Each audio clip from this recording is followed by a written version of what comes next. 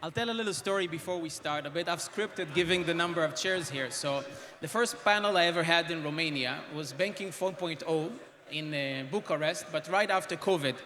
So when I came over, a lot of people stood us up, and at the end of the day, we were the last panel with a good friend of mine, Kuzmin, and then there were literally 4 people in the audience, but we still went through it. There was video recording, so we said we're going to use it. So I was on stage talking about with everybody on the panel, and then we wanted to raise a question, but the panelist that was with us was a bit shocked about the situation, so she didn't play along. So we said, oh, we have a question from the audience. I don't know if you can hear it in the video, so let me repeat it. There was no person in the audience. We were completely alone. So I'm just saying I feel a bit alone from everybody out there that we have empty seats here, so why don't you sit for our panel? So now let's officially start. So our payment acceptance panel, look at all the digital transformation and look about the movement into online payments that we have in recent years ever since COVID on that part. And with that came new ways of accepting payments on that part. This panel right now with our esteemed colleagues here is going to discuss about new ways to accept payments, both online, in-store, and to see the innovation between the partners here and to discuss a bit what can be done differently.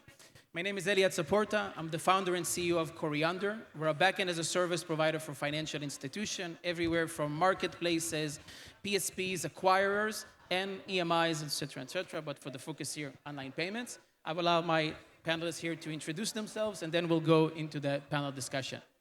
Augustin. So, thank you very much for the invitation. My name is Augustin Dobre.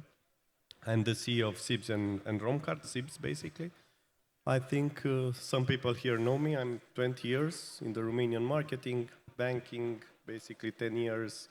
Then went through a fintech phase, then to a blockchain and also a fintech kind of a project. And now I'm leading the SIBS processor in Romania and the region.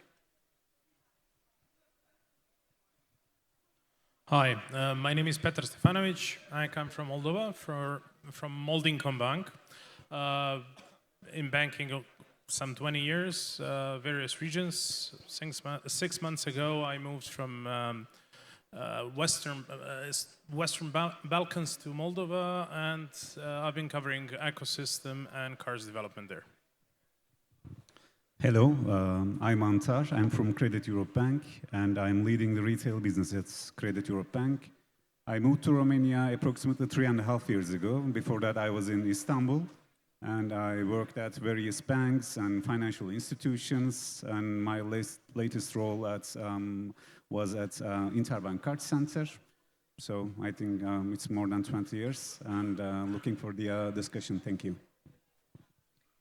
Hello, so happy to be here.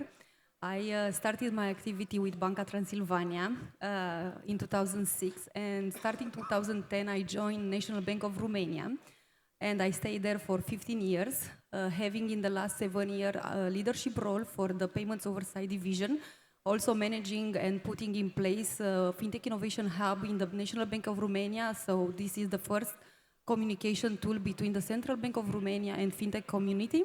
It was actually a good experience for the central bank and for us at that point to understand fintech and the innovation and to support the market. And 1 month ago, I decided to embark and to accept a new challenge. And actually here today, my presence is in my new role, Deputy CEO for the Token Financial Services, Coach Group company that was licensed by the National Bank of Romania in 2024, being a payment acceptance PI institution for online and offline.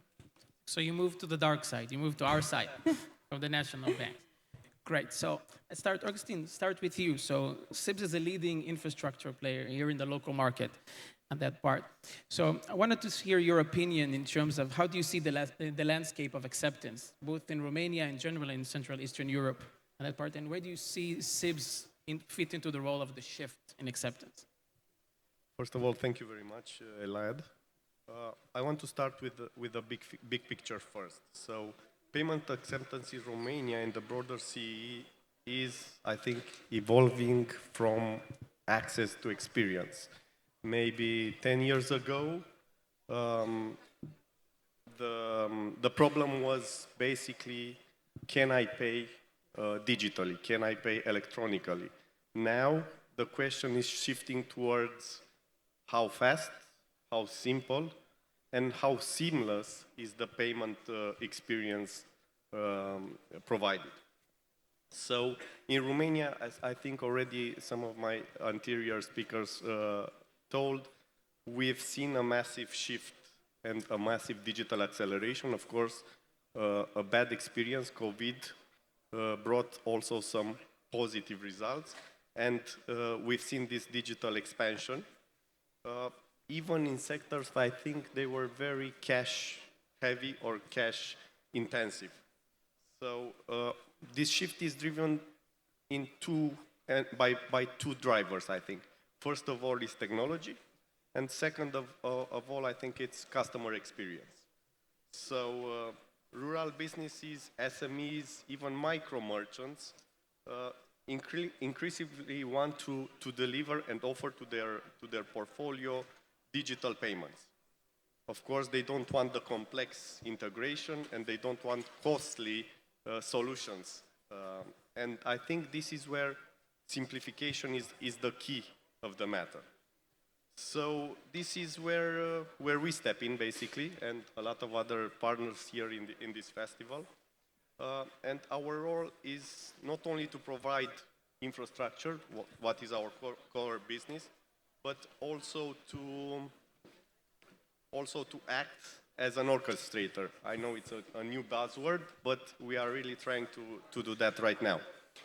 And for that, I will give you some examples of how we're trying to do that. So I think one of the best example is our POS sharing solution, where we brought together 10 financial institutions in Romania, I think over a dozen more, huge retailers, and we operate thousands of POS terminals that are serving multiple banks. So this reduces the cost, this extends the acceptance footprint overall, and of course fosters cooperation even through competitors. Another interesting example is also the soft POS deployments.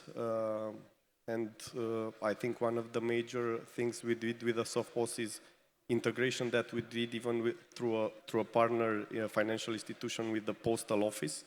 And we are equipping the postal workers to process payments at the customer's doorstep. And I think that's a very important thing. Of course, coming back now, looking at CE, not necessarily Romania, fragmentation is still a big challenge in the CE because different acquirers, different standards, different regulations even. This is why we are very active cross-border. As a group, we are leading the Europa initiative, where we, together with other European payment networks, will helping to create an interoperability, regional acceptance, a regional acceptance layer that allows businesses and consumers to transact across borders as they would do domestically. So I think this is very important. Great. So looking forward, I think acceptance will not just be a point of sales. It will be everywhere and everything. So it will be embedded in your car probably, it will be on your wearable, or on your phone, or your mobility app, embedded in every service. So I think that's where, I think that's the line and the destination that Romania and the CE is heading towards. And I think one of the missions at SIBS is to create or enable that evolution. And I think one of the main missions of everybody in this panel, and not only, is enabling that evolution to that secure, instant, and seamless payment solution. So you touched about a lot of subjects in terms of acceptance, which is interesting, including the in-car payments and the other mechanism at the end of it to reach. Majority of them are still using cards behind them around. And then let's say, imagine seeing, let's say, open banking or pay by bank happening from your car, which is still a long way to go, but still very interesting. And not to mention crypto, because it will take us into a rabbit hole that we won't get to finish. Actually, you brought up a lot of things that make me think of Token, for example, for Luca. So Token provides POSes and unattended devices, and you made the change to go into digital payments with Odero. We have a similar project with the client, and we saw the challenges there about taking the same merchants that they're serving with the POS devices and terminals, and then getting them online. So how do you see those challenges with adapting to those solutions in terms of acceptance? How did the merchant migrate from just the card present, the in-store payments, and trying to go online? So first of all, actually, what we think that it's needed for the market, it's as you said, also to try to migrate and to change a little bit the mindset of the merchant and also of the customers. But also, I think we need to think how to actually to build a high-level experience for the merchants, because this is something that it's actually the focus today. I mean, we are seeing payment acceptance like being the first layer. We are connecting with the merchants, we are taking the ownership of the merchants when we are offering payment acceptance for them, but actually the proposal and the thing that we need to focus is what to put on the infrastructure that we are proposing to them in order to build one-stop solution, all-in-one solution for them and to be able to serve them. The problem and maybe not necessarily the bottleneck, but still the issue for micro and for SMEs, for example, referring to the Romanian market, it's the high cost. Because still acceptance, it's coming with high cost for them. Of course, payment service provider like PI or EMIs or processors can provide, I don't know, different solution with lower cost than the other providers. But still, we need to think actually that not only the cost, but also the experience and what we are able to provide to them. In the era of instant payments, I actually really think that this is an important element. We need actually to make them understand that real-time information about the cash flow is something that they must have. It's not something that is nice to have. This is the first thing. So to understand the benefit of being transparent, of using solution, and of actually moving to the other step, financially include them. I think payment acceptance is where you start to work with them, and then embedded finance and other financial services are next to come for them for sure. It's a great take, because on one hand, allowing them to accept more channels and more ways of source of funds to get into their account, and then helping them manage that on the other side of it. And then we see that with a lot of small merchants that on one hand want to work with as many providers as possible, forced to work with one in-store POS provider, and on the other hand, another provider for his online payments. Then come the end of the day, he still need to reconcile between those two providers. Giving them the tool both to manage that part and manage the reconciliation, it's a great key for that. So Peter, for you, let's say on your end, you're coming from a different point of view. As a bank, you're handling the acceptance, the acquiring side of things, and then working with the merchant. How do you see their demand from you as their bank to give them more services and helping them scale the acceptance business?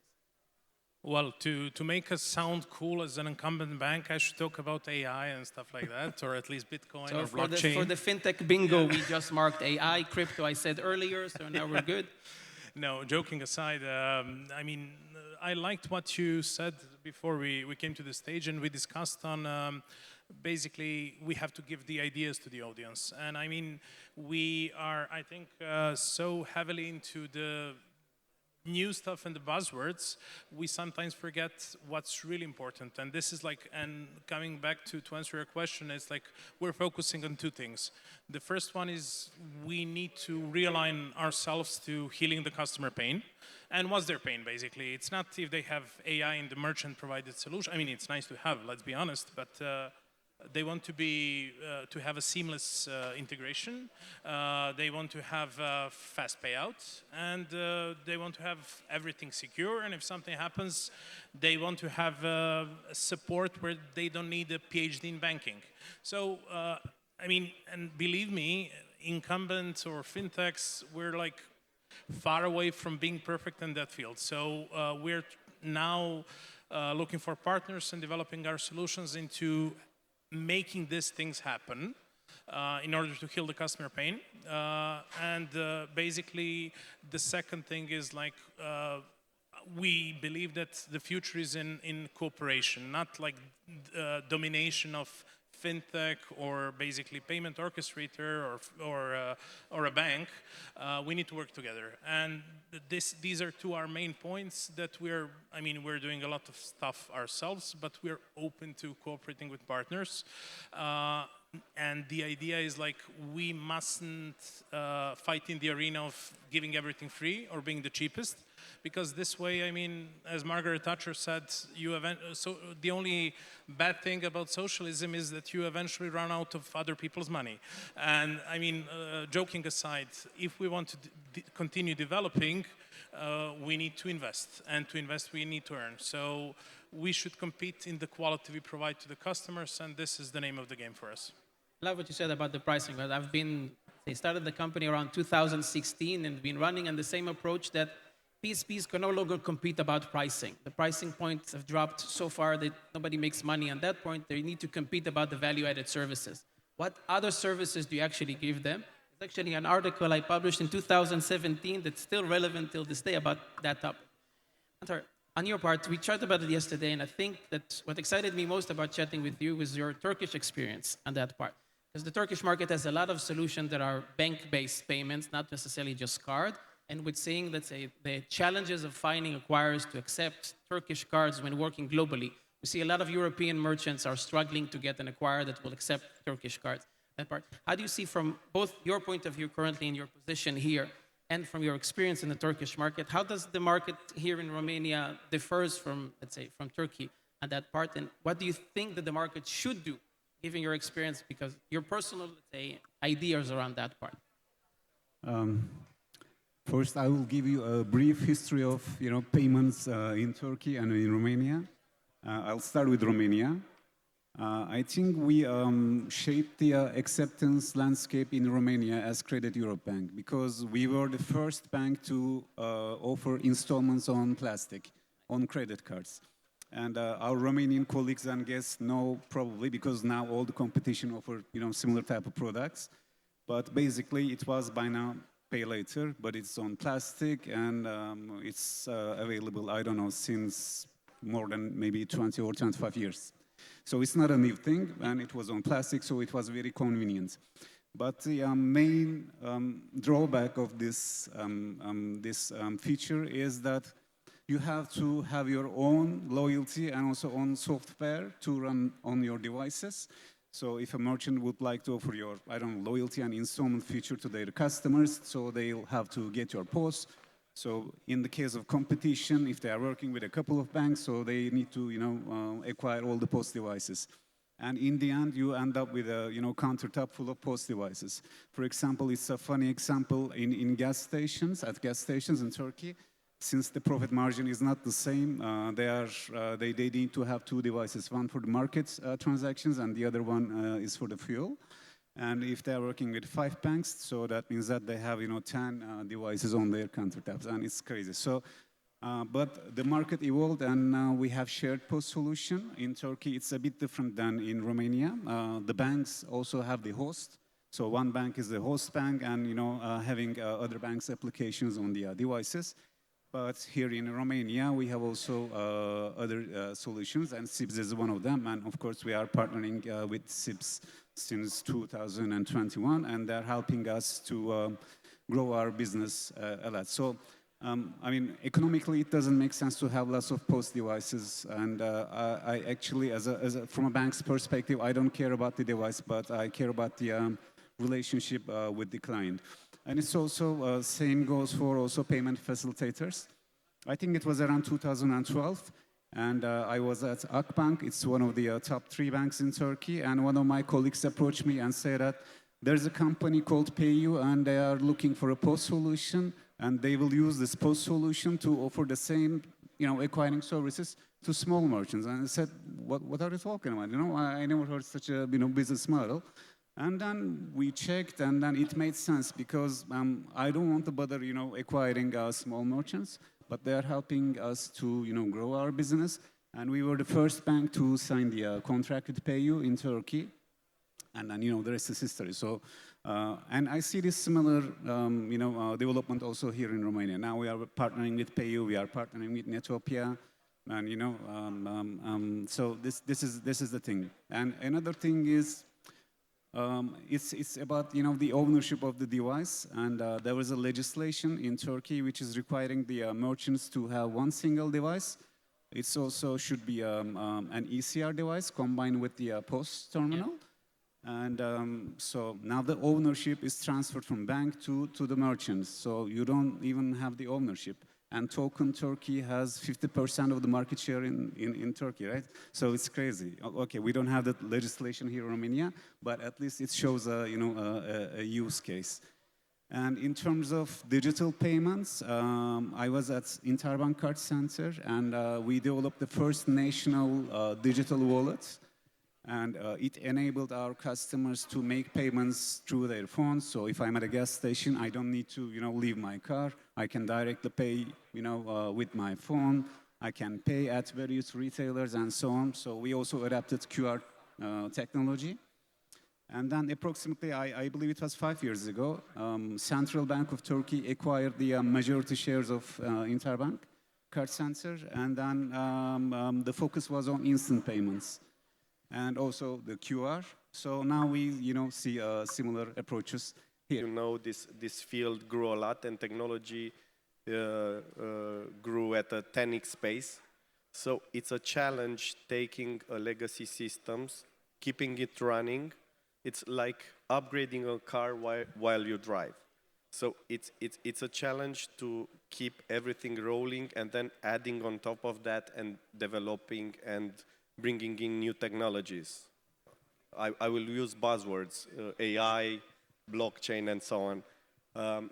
But in the same time, I think it's about internal mindset and also what the market wants.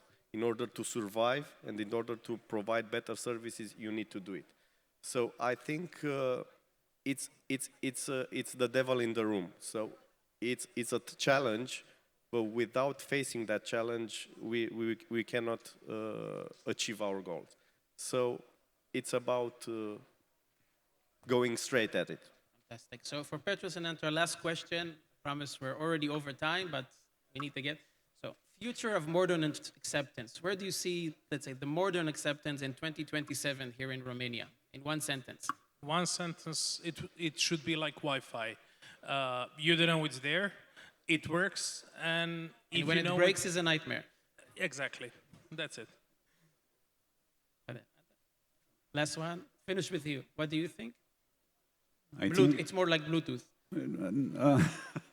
No, I think cards will still be there, but I think in 2 years' time, the instant payments and PSD3 will shape the payments ecosystem. That's how I see it.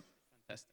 Guys, thank you very much. Thank you, everybody, for sticking with us. And we see we have a lot more occupied chairs by the time we finished. I had a great discussion. Appreciate it. Thank you very much.